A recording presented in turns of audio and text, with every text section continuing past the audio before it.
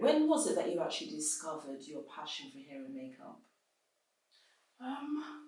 Around 2009, just after I had my first daughter, my first child, and I realised that I liked creating style, whether just being creative, whether it was through hair, whether it was through art, whether it was through makeup, but I never wore makeup, and I didn't actually do hair at the time. So I had quite a bad experience with my hair growing up.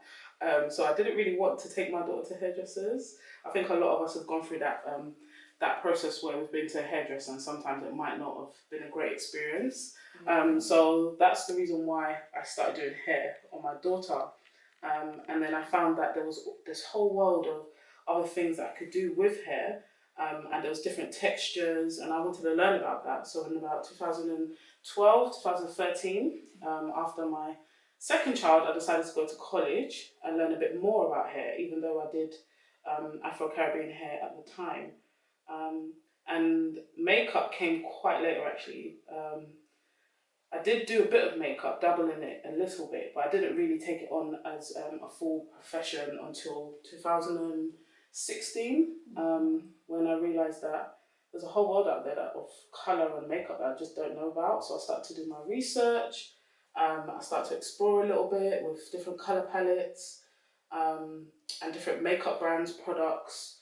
And yeah, it just bloomed from there, really. So what would you say is the real advantages of doing what you do? Get to meet different people. I like meeting different people, but also I like not learning about their personality through their style. So I think that's the most interesting part of it, is doing a new style, because obviously I have my own style, but I can't put my style on everybody, you know. But it's interesting to know their own style. If you can look up for me.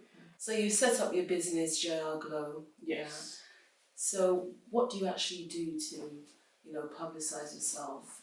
I mean, this whole process of me asking questions as well is to give tips to other people that maybe want to do the same thing. So what advice will you give about how you publicise what you do for people to come and say, yes, I definitely want her to do my makeup and hair?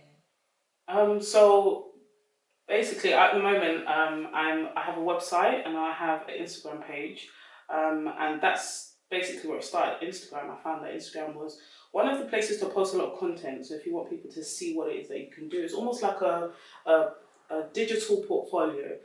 So that's why I started doing using Instagram.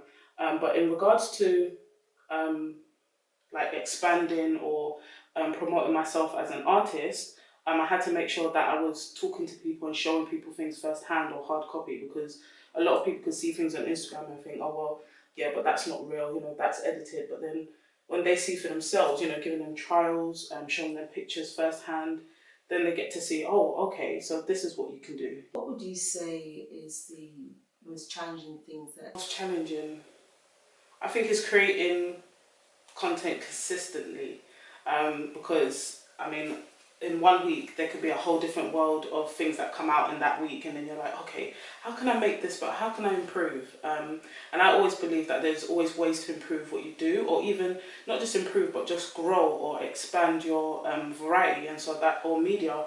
So that's what I think is challenging sometimes, because what happens is comparison creeps in and you start to compare yourself, and I just think to myself, I don't want to compare myself. I want to stay original and authentic to who I am and what I do. And so yeah, I just decided to step back, reevaluate what it is that I do and why I do it, and then come back with something different. Even being inspired by other artists on Instagram or on YouTube. I think it's not this. I think there's this this cliche about, oh yeah, but you're copying. Yeah, but then how do people grow? You have to be inspired by somebody, you know. So I think that's really important to remember that everyone's inspired by someone. Okay. So, you know, all those people out there that would really like to get into hair and makeup, what advice would you actually give to them, you know, starting up in the whole business? Go for it. Just go for it. Fear is the biggest crippler, hindrance, you know. I feel like sometimes some people can be afraid of going out there and doing what they want to do, because they're worried about how other people will see them or whether or not they would like it. But the thing is, you have to love what you do. When you love what you do, it comes so easy. You won't really care about what other people think.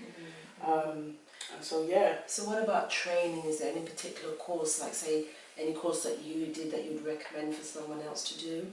So basically, I did a lot of research. I haven't actually gone to makeup school or beauty school as such, because in terms of the times and my children, it just didn't work for me.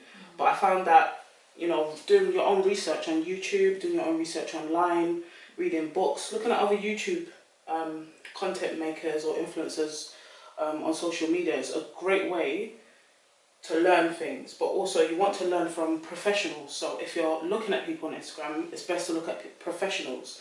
One of my go-tos on Instagram, I remember she gave me a masterclass and I was just like, oh, thank you. You know, masterclasses are a great way to teach yourself instead of signing up to something for a whole year. Nowadays people are putting masterclasses out there that are like in hours or in days, you know. You get to learn something new. Thank you so much for the questions that you've answered in the LCM Show.